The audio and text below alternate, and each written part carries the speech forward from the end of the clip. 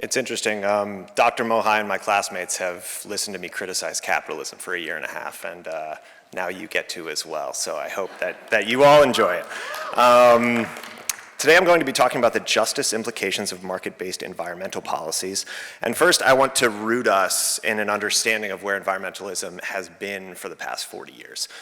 In this era of the 1980s that saw a very big shift in strategy from a sort of activist mindset in terms of mainstream environmentalism toward a market-based approach. And this mirrored a lot of the larger political shifts that were happening in America and around the world, of Reagan and Thatcher coming into power in the United States and the UK, and kind of I don't want to call it the death of the left, but the kind of destruction of unions and various other things that cut into the power of the left to make policy.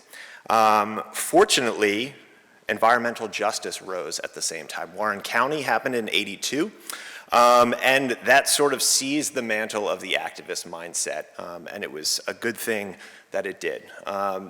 You can kind of see in this mainstream environmentalism the shift in the Nature Conservancy, which in 2008 hired to lead its organization someone who had worked at Goldman Sachs for 25 years.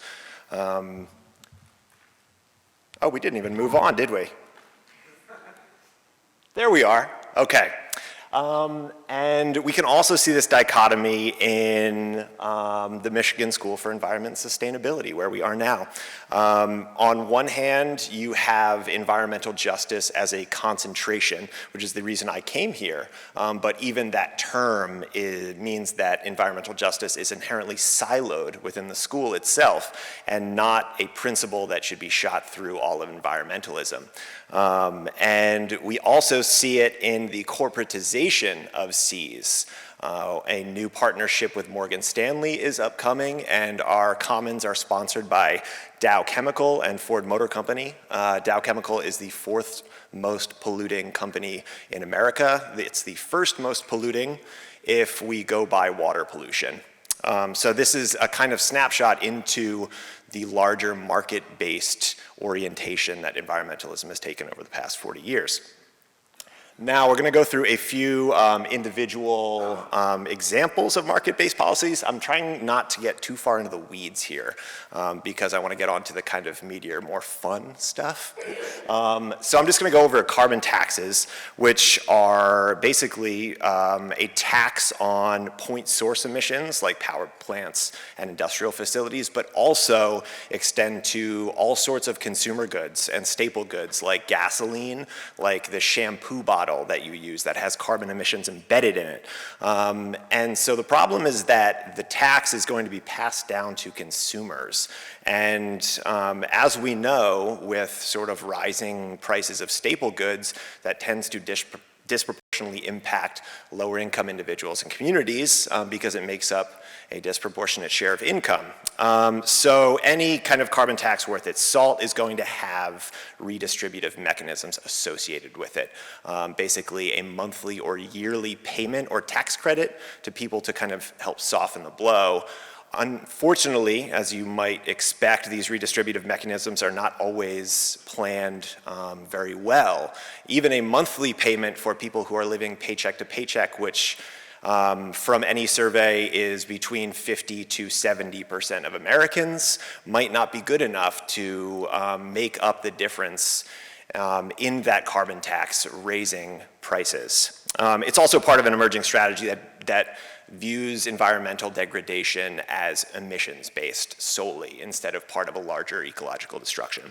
Carbon offsets, really quickly, are mostly in the majority world and often involve the removal and dispossession of indigenous land, people who have subsisted on the land for generations, so that land can be fenced in so that the minority world can basically pollute more.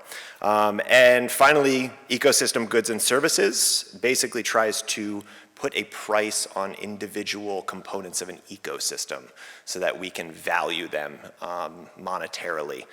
And basically, this entire outlook and strategy is using capital's language. Sally Murray, who is an anthropologist at NYU, has talked about the seduction of quantification. I love that title. But basically how we as a society have started to view data and, as a result, monetization as a neutral, basically. And that data and monetization is not power-laden, when in fact it is incredibly power-laden. The structures of our society impact the way that we create data and we use data.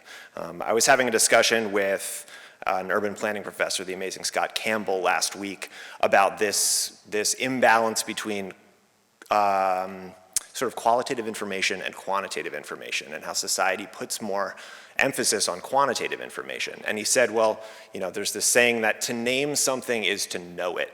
And he said, well, maybe a more accurate view of our modern age is that to quantify something is to know it.